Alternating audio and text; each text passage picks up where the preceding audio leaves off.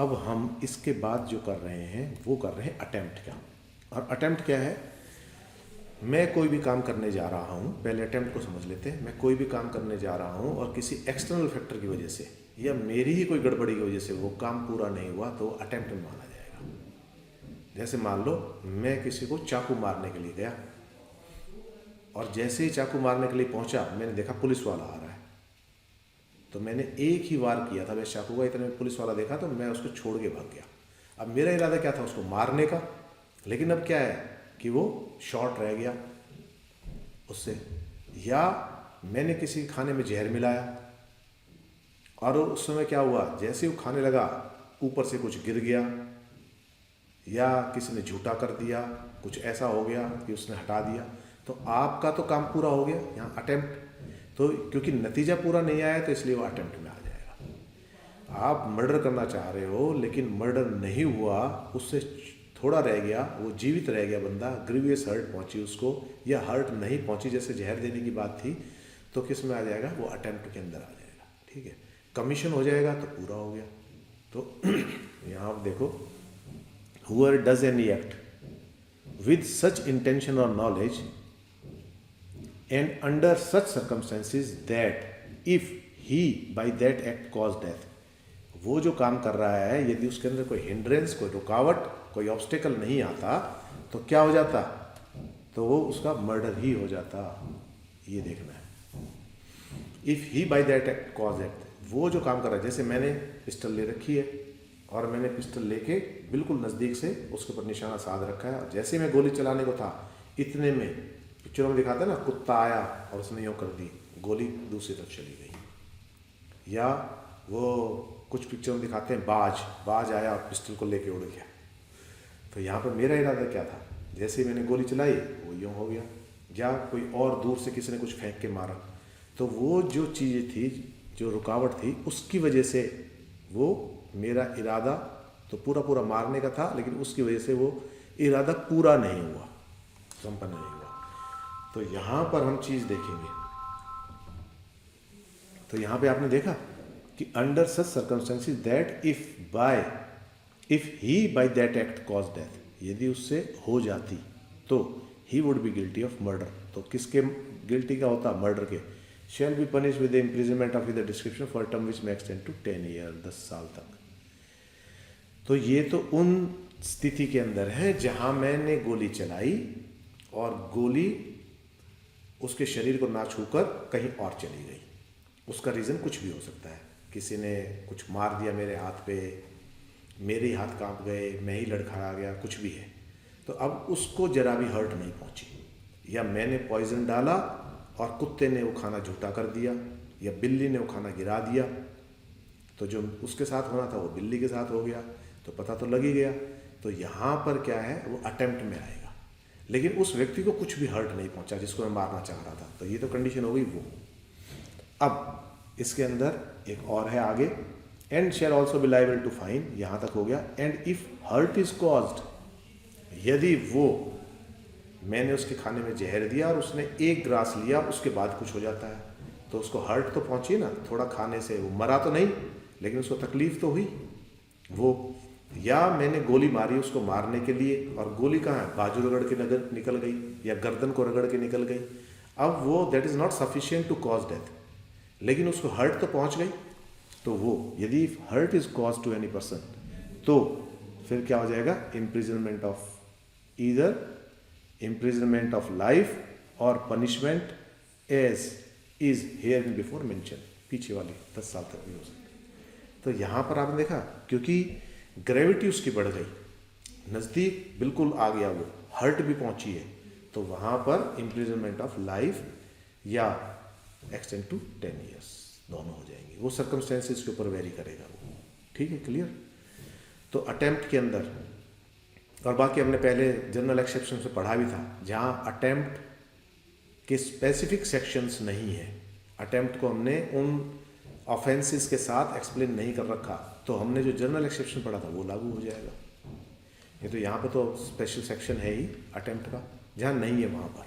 ठीक है, आगे देखिए,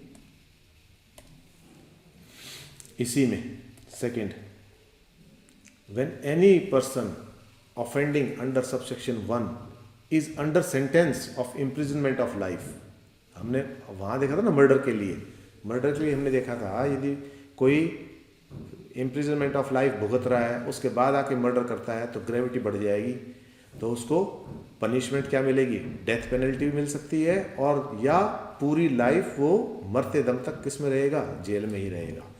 ऐसे ही यहाँ है, तो यहाँ क्या हो जाएगा, व्हेन ये बेसिकली इसके अंदर जो चेंजेस किए ना बीएनएस में, वो इसलिए किए हैं ताकि हार्ड कोर जो क्रिमिनल्स हैं ना वो किसी भी तरह से बचे ना, और उनके साथ सलूक वैसा ही होना चाहिए।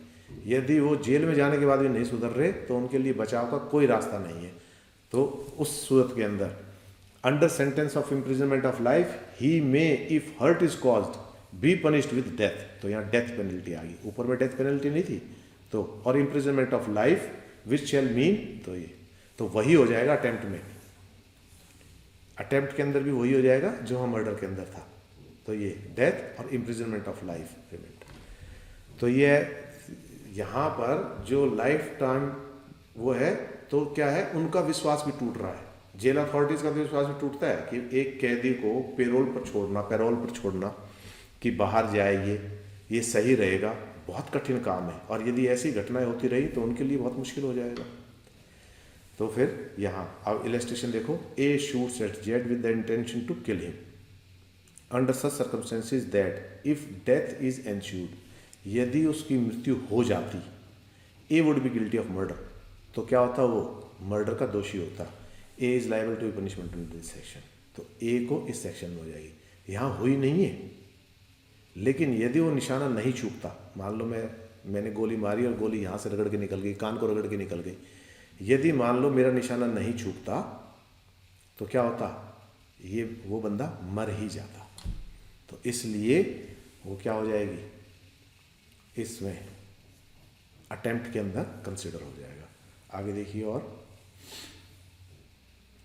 ए with the intention of causing death of a child of tender years, छोटा बच्चा है, exposes it in desert place, रेगिस्तान में नहीं, ऐसी जगह जहाँ कोई आता जाता ना हो, जंगल है, कोई बीहड़ है, खंडर है, ऐसी जगह वहाँ।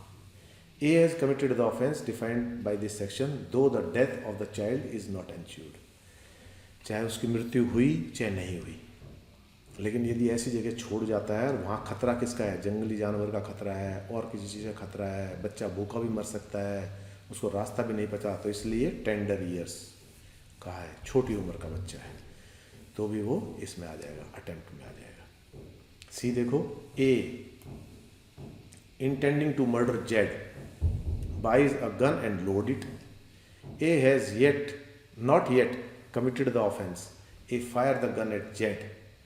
He has committed the offence defined in this section. If by such firing he wounds Z, he is liable to be punished. तो लेटर पार्ट के अंदर तो क्या हो जाएगा, यदि हर्ट हो जाती है तो उसकी पनिशमेंट ज़्यादा है। तो यहाँ पर क्या है, ए लोड करता है तब तक भी ऑफेंस नहीं है, ऑफेंस कब होगा, जब वो एक्शन करेगा, उससे फायर करेगा। अब वो फायर के अंदर यदि चूक जाता है तो अटेम्प्ट में आ जाएगा, और ये माना जाएगा कि यदि नहीं चूकता तो मर्डर होना होता तो, ठीक है। डी देखो, A intending to murder Z by poison purchase poison and mix the same with food and remains in A's keeping. A has not yet committed the offence defined in this section. A places the food on Z's table, deliver it to Z's servant to place it on Z's table. A has committed the offence. ठीक है, जहर दिया तो जब तक वो plate उसके control में है तब तक अटेम्प्ट नहीं है, लेकिन जैसे ही प्लेट उसने उस व्यक्ति तक पहुंचा दी जिस व्यक्ति को जहर देना चाह रहा था, चाहे नौकर के जरिए चाहे खुद, वहाँ पहुँच गई तो अटेम्प्ट हो गया, और अब उसकी रीच से ही बाहर है, अब वो रोक भी नहीं पाएगा। अब मान लो मेरे बराबर में बैठा है तो भी, तो अटेम्प्ट कब होगा, जब वो थोड़ा सा खा लेगा या मेरे अलावा कोई और इंटरफेयर करेगा तो बचाव होगा। तो यहाँ तो अब वहाँ, क्योंकि ये एक्सक्यूज़ ले सकता है ना कि मैं उसको रोक लेता, मैं उसको बचा लेता, तो उसकी पहुँच में होगा तो ही तो बचाएगा। मान लो नौकर के हाथ मैंने भिजवा दिया, बंदा ऊपर बैठा हुआ है और एक ग्लास या एक कप के अंदर बहुत हैवी पॉइजन डाल दिया और वो 1 सेकंड के अंदर पी गया, तो फिर क्या होगा? तो यहाँ पर जैसे ही मेरी उससे बाहर चला गया और वहाँ उसके उसमें पहुँच गया, तो मेरी तरफ से ये कमिट हो गया, अटेम्प्ट पूरा हो गया। अब कोई और चीज़ इंटरफेयर करती है तो बात अलग है, ठीक है। 110 देखो, whoever does any act with such intention or knowledge and under such circumstances that if he by that act cause death he would be guilty of culpable homicide not amounting to murder shall be punished with the imprisonment of either description for a term which may extend to 3 years। तो 3 साल है।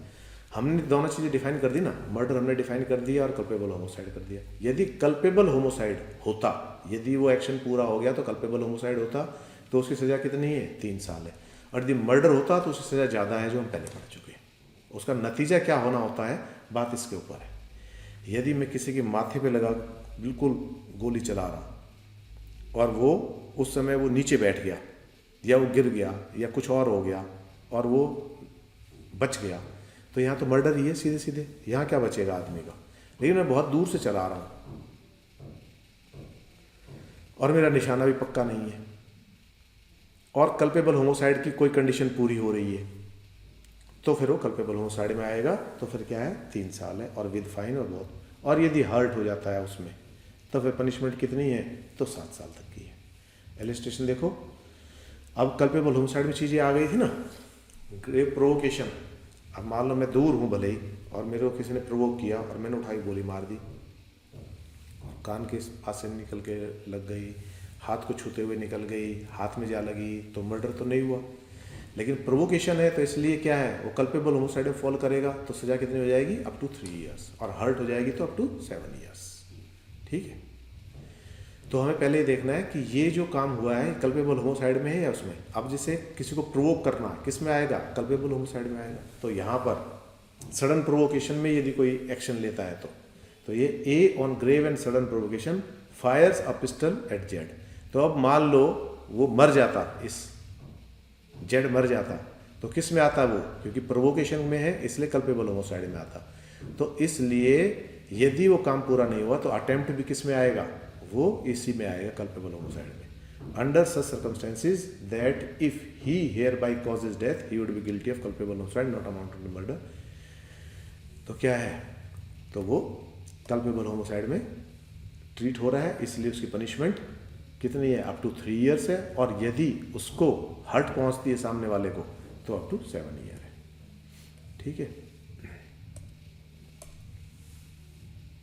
तो ये जो है अब आगे ये है ऑर्गेनाइज्ड क्राइम। ऑर्गेनाइज्ड क्राइम को बड़ी गंभीरता से इस उसमें सरकार ने लिया है, बीएनएस में जो चेंज हुआ है ना। पहले आईपीसी में इतना नहीं था, लेकिन ऑर्गेनाइज्ड क्राइम को अब बड़े उसमें लिया है, बहुत एलोबरेट कर दिया इसको ऑर्गेनाइज्ड क्राइम को। क्योंकि ऑर्गेनाइज्ड क्राइम में क्या होता है कि 1 से भले 2, जैसे हम कहते हैं 1 और 1 11, तो ये तो है परोपकार में, अच्छे काम में, अच्छे कार्य के अंदर। लेकिन ऐसा बुरे में भी तो उसकी इंटेंसिटी बढ़ जाती है। एक व्यक्ति बुरा कर रहा हो, 7 और आ जाए, तो आपने देखा होगा कि क्रूरता बढ़ जाती है, क्रूएलिटी बढ़ जाती है, डर खत्म हो जाता है। और वो इसलिए ऑर्गेनाइज्ड क्राइम बहुत ही खतरनाक है। तो ऑर्गेनाइज्ड क्राइम को लेते हुए स्पेसिफिक ये 111 एक्ट बनाया है। इसके आगे भी 1-2 सेक्शन है, तो हम अगली क्लास के अंदर देखेंगे। ठीक है, यहाँ तक कोई क्वेश्चन, कोई सवाल, कोई? इस बात को ध्यान में रखना कि यदि वो अपराध हो जाता है, इनका सवाल ये है कि हमें कैसे पता लगेगा अटेम्प्ट के अंदर कि ये कल्पेबल होमोसाइड में है या मर्डर में। तो हम पॉसिबिलिटी देखेंगे कि मान लो ये बचा है इस वजह से, किसी ने इसके हाथ पे स्टोन फेंक दिया, स्टोन मारा और उसकी वजह से इसका निशाना चूका। यदि मान लो ये नहीं लगा होता तो इस आदमी का निशाना, इसकी दूरी, उसकी रेंज कितनी है? नज़दीक होगा तो निशाना लगने के चांसेस ज़्यादा है, बहुत दूर है तो चांसेस कम है। फिर वो किस इरादे से मारना चाह रहा है, क्यों मारना चाह रहा है, तो हम ये मानते हुए देखेंगे कि मान लो वो स्टोन ना लगा होता तो स्थिति क्या होती। तो उसका आकलन हम कैसे करेंगे? उसका आकलन हम सारे फैक्ट्स जो है उनको एनालाइज करके करेंगे। तो उन फैक्ट्स को जो हम एनालाइज करेंगे तो हमें पता लग जाएगा कि मान लो ये इंटरफेरेंस नहीं हुई होती तो ये किस में बदलता, कल्पेबल होमोसाइड का होता या ये मर्डर का होता।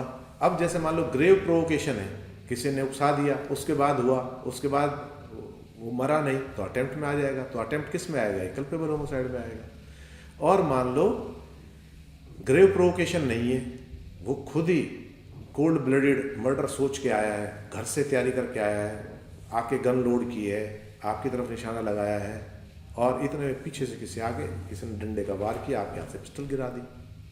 तो यहाँ पर क्या है? यहाँ पर चूंकि यदि वो इंटरफेयर नहीं करता तो that would be A murder. तो यहाँ पर अटेम्प्ट टू मर्डर लगेगा, अटेम्प्ट टू कल्पेबल होमोसाइड नहीं होगा। ठीक है, इस तरह से आपने डिफरेंशिएट करना है। विवेचना जुडिशरी एकेडमी, आपका लक्ष्य हमारा विश्वास।